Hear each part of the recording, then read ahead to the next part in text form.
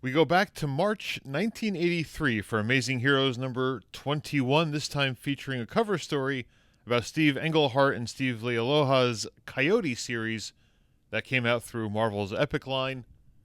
Those of us of a certain age know this series only for the fact that once upon a time, it hosted a backup called Scorpio Rose that featured Todd McFarlane's first published work. This obviously is a few years before, or at least a couple years before that, talking about the first issue. I don't think we'll be covering this particular cover story as I flip through the pages of this magazine, but you never know what might strike me as we go. I have all these little ripped paper bookmarks to keep track of what I do want to talk about, so let's see. This Star Wars comic strip is certainly very pretty. And I think the entire reason why I bookmarked this one in particular is this panel right here. Again, this is Archie Goodwin writing and Al Williamson on art, and it is just amazing what he does, almost Eisner-esque, with the fine ink lines here to create the background, which I guess, is it supposed to be, I suppose it's rain. I'm assuming it's rain in the background, and he can eliminate the balloon lines. The outlines of the balloons are missing because it's just where the void in the rain, or at least the void in those horizontal stripes are, that show you where the balloon is. And you got all this detail in the place over here where Han and Luke are talking, and I just love this strip. I should actually sit down and read it someday. I have a few issues missing in my Amazing Heroes collection before I could possibly put together a whole run of it, though. The Amazing Heroes newsline, we're going to get to the main story in a second, but check out that art up top. That is a young Bruce Timm from 1982, drawing everyone from Cerebus to Black Widow to Doc Savage. And look, the Punisher meets Archie. Many, many years ahead of that comic actually coming out, at least 10 years later. That was sometime in the 90s. One of the ongoing threads in these looks at Amazing Heroes from this time period, from like 82 to 84-ish or so, as we continue to age up in the magazine. We will do that as time goes on. I have a few of them in the hundreds, so we'll have some late 80s, early 90s looks to get to eventually with this. But one of the ongoing storylines is the fact that the Daredevil creative team was changing, and then changing back, and then changing again. And this time we're talking about how Klaus Janson, after a long tenure on Daredevil, first as the inker and then as the full-time artist, has relinquished the book. According to Denny O'Neil, he felt the deadline pressure was forcing him into rushed work. So, his last Daredevil art will appear in 197, where he's only doing 6 or 7 pages, and then the new art team of William Johnson and Mike Mignola will take over. I have to be honest, I've read the Frank Miller work of that era, but I haven't read all the books in between those eras, basically, because there's a couple of them. We'll get to that someday. But I didn't realize that Mike Mignola was an inker on Daredevil this early in his career, so that's pretty cool. Daredevil also announced a new writer, Denny O'Neil, and we covered previously in a video the review of Daredevil number 200, which was not too kind. But here he's talking about, O'Neil said he plans to continue in the direction Miller had set out for the strip, which is probably smart. In fact, the first sequence from 197 through 200 will see Daredevil meeting up with Wolverine in Japan, following up on the 1982 Wolverine miniseries, and the finale will occur in number 200, a double-sized issue. Yeah, it didn't quite work out as well as he had probably hoped. Speaking of Bruce Timm, here's another page from him. This is their silly cover series, which I always enjoyed. Well, not always. A lot of times enjoyed. But here he's drawing all new Barbarian Bloodbath comics for adolescents only, it says up there. And here you can see a couple of barbarians knifing each other in the guts with swords. The blood squeamishly coming out all over the place. And it looks like a Red Sonja-esque kind of character in the background looking bored by the whole thing. Bruce Timm, so good, so young. I probably have to do another joke here about Steve Geppe's subscription service, the past and possibly future of Diamond. I'm sorry, it's just mean at this point.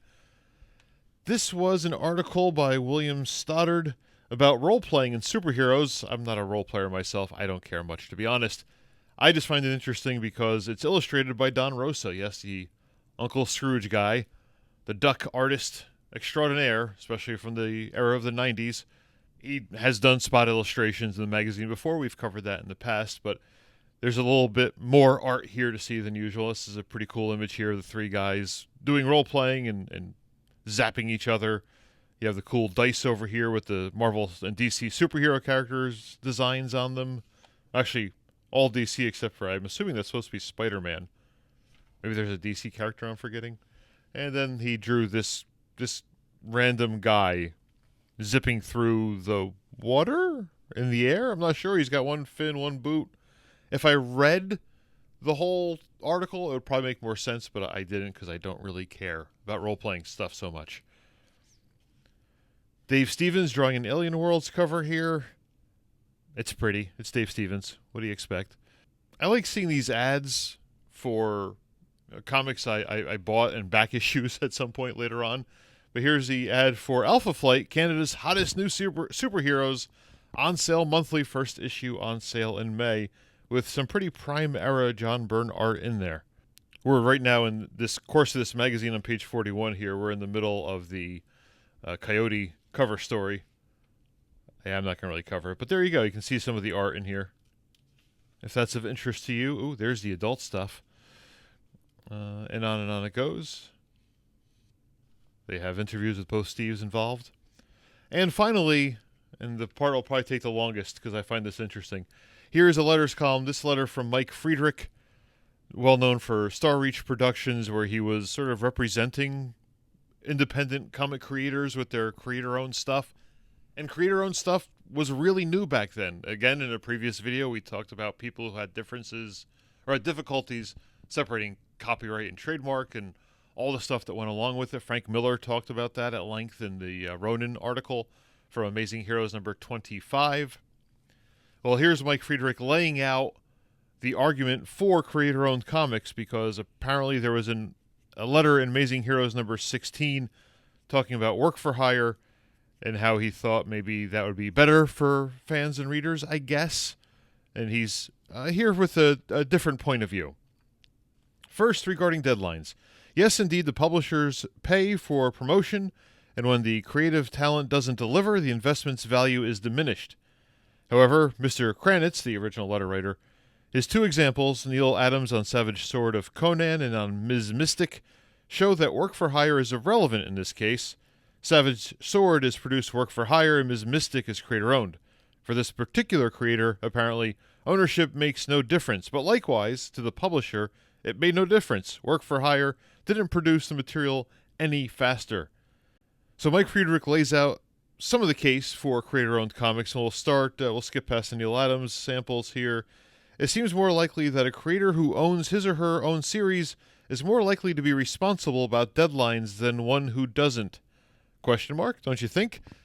Generally speaking, maybe yes, but I think we've probably seen over the course of history that Marvel and DC keeps the train running on time, and creator-owned comics, as much as you think it's in the creator's best interest to be on time, often it's not, and they don't. They're, especially in the modern age, they're more concerned with the collected editions in the end. The single issues are just a means to an end. This wasn't true necessarily back at this point, but especially in the modern age, saying we'll get better response to artists on deadline pressure with creator-owned comics, I don't think that one flies necessarily, but moving on. From the publisher's perspective, meeting deadlines is easily part of the give and take of negotiation. The publisher can pay more to those people who meet their deadlines, because that will lead to regular production and therefore higher sales, and/or penalize people who fail to meet the deadlines because sales therefore droop due to irregular publication. In the creator-owned contracts that my agency negotiates, this question is always dealt with. So yes, it's good that they considered the deadline issues when negotiating contracts with the publishers on behalf of the creators doing their own creator-owned comics. The publishers have found a different way around comic artists and even writers who can't produce work to the deadline regularly, and that is fill-in issues.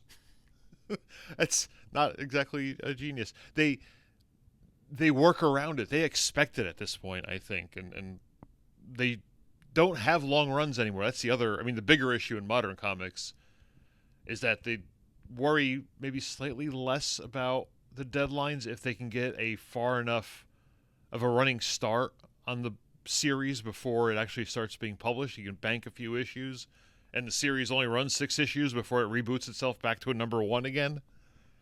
But this is just a case of different times. Back in 1982-83, when we were talking here, comics were still done as regular ongoing series where the issue numbers continued to increase. Today we call that legacy numbering.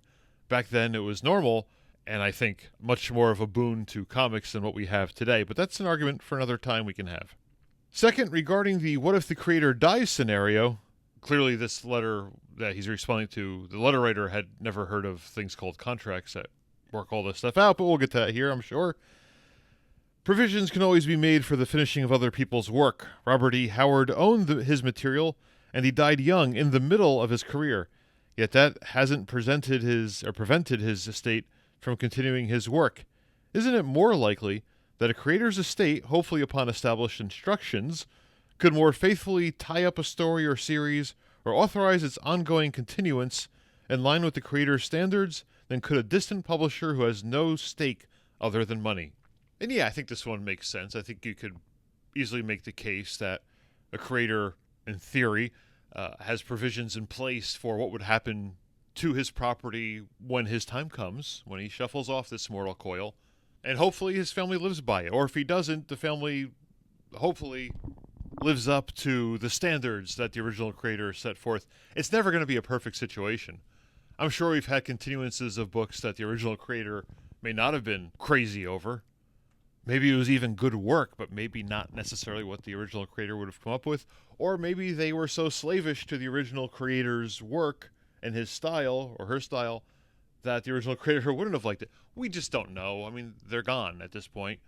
Their property lives on, and hopefully that's a boon to the family that they can continue to, make money off the original creator's creations in a way that that creator would have liked. I'm trying, as I'm speaking here, to come up with some good examples and counterexamples of this. I'm sure we could all think of stuff. Off the top of my head right now, I'm thinking of The Rocketeer. Dave Stevens didn't do that much Rocketeer work. I'm sure at this point, IDW must have published 10x the number of issues of Rocketeer than Dave Stevens ever did in his lifetime. But I also think that's been carefully considered with the creators that were involved and the stories that were presented, and I don't see too many complaints about those, newer Rocketeer comics being anything other than really good. I've only read a couple of them, and I enjoyed them. Going back to the letter, by contrast, there are numerous examples of great storylines started under work for hire that were finished miserably by other people, my favorite example being the Thomas Kane Warlock series. Yes, there is also those cases where a comic company gets rid of the creator and just continues the storyline without them. For some reason, I'm thinking back to the early formation of Image Comics and how those creators, one by one, were shuffled off that mortal coil, if you will. Rob Liefeld didn't necessarily want to leave. I don't think Jim Valentino necessarily wanted to leave their respective titles, but off they went, and Marvel took over from there. Did those books fail miserably? I don't think Guardians of the Galaxy lasted too much longer after Valentino, did it? I don't remember. I wasn't reading it at that point. X-Force definitely changed as the series went on, sometimes quite radically, but they also followed some of Rob Liefeld's original plans, to a certain degree at least. This is definitely a new world, Mike Friedrich continues. It's very understandable that readers like Mr. Kennitz can become concerned. Until recently, the reader relied exclusively on the publisher to provide his or her entertainment, implicitly assuming that the publisher will handle the creative people. Well, now with sales based on royalties, a direct link is established between reader and creator, connected by the publisher. And I believe this direct line, on the whole, will provide better entertainment to the readers. And this is something I hadn't considered or thought about too much. The way that royalties, as Friedrich says here, links the reader to the creator. The creator wants to stay on a popular title, wants to grow that title, wants to make it popular and meet all the deadlines and all that kind of stuff, because that works out to the benefit of the reader. And then, obviously, the creator gets paid more because there are royalties. It's not just that the creator wants to get a certain number of pages done every month so that they can pay their mortgage and then be done with it. There's more of an investment now from the sake of the creator with royalties involved. When royalties were new at Marvel, in this era, it was a big and huge thing, and it definitely affected, which top creators wanted which top titles and how well they sold from there on out. Nowadays, we can question.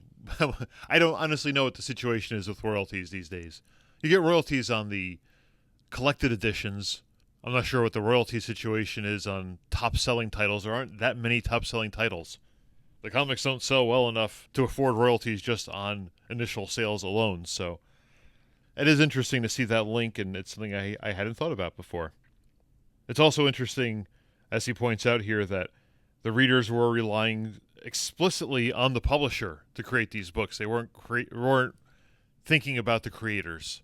And you can argue that to this day now, people are still more dependent on the characters. They follow the characters more than the creators. I think the overall numbers, that's probably true. I think there are a lot more readers today that follow creators than characters did back then. But Friedrich is right here talking about how everything was dependent on the publisher. Publisher would choose the characters and the creators to put on those characters and which books to publish. And we're entering a world here, which we'll get to in the next paragraph, where creators were publishing their comics through a publisher for sure, but they owned the comics. The publisher didn't own the comics, so they were dependent solely on those creators, and that's how things worked out. Let's get to that last paragraph here. The proof is only just around the corner. In early 1983, there will be a number of new series in the market that will be creator-owned. Not all of them will be winners, but I'm sure the readers will quickly discover that a much higher proportion of the creator-owned material will be entertaining than of the work-for-hire material. We can discuss what that number is as far as the proportions or the ratio of good comics to bad comics is with creator-owned versus publisher-centered. I honestly don't know off the top of my head right now what that number would be. I have to think about that for a little bit because there are a lot of bad creator-owned comics even to this day. But he's right here. And you think about what was going on in 1982, 1983. We've discussed some of the books that were coming out at this point. American Flag was just starting. I mean, all those first comics were starting. John Sable, Gru was out there. Love and Rockets was getting going. A lot of terrific 80s series that couldn't have been made probably before the 80s, before the direct market especially made it possible for publishers to print the comics in a way that they could afford to do so and gain an audience through the direct market, that kind of thing. It was a big whole new world opening up here in late 1982, 1983. And it's not something I had thought explicitly about as far as timelines go for what years that would have happened and that kind of thing. But it's interesting to look back through the timeline of Amazing Heroes magazine, of all things, to learn about that market and that world and see what it was and how we got to where we are today and how things have changed. Because, oh boy, how things have changed. Image the Publisher exists for the sake of publishing creator-owned comics, and only creator-owned comics. Well, I mean, not only. There are some licensed books by certain creators, and that ratio has changed over the years too, but it is a bold new world in comparison today than it was 40 years ago in the world of comic books. Please, I welcome your comments below. Let me know what you think about any and all of this stuff, because it's some big, heady topics of discussion for sure. If you like this video, please give it a thumbs up. That's what we're supposed to do. Subscribe to the channel. We've got more of these things coming. I've got a stack of half a dozen more Amazing Heroes magazines fully bookmarked that I have to go through next. I hope you're enjoying all this good stuff, and I'll be back with more pretty soon.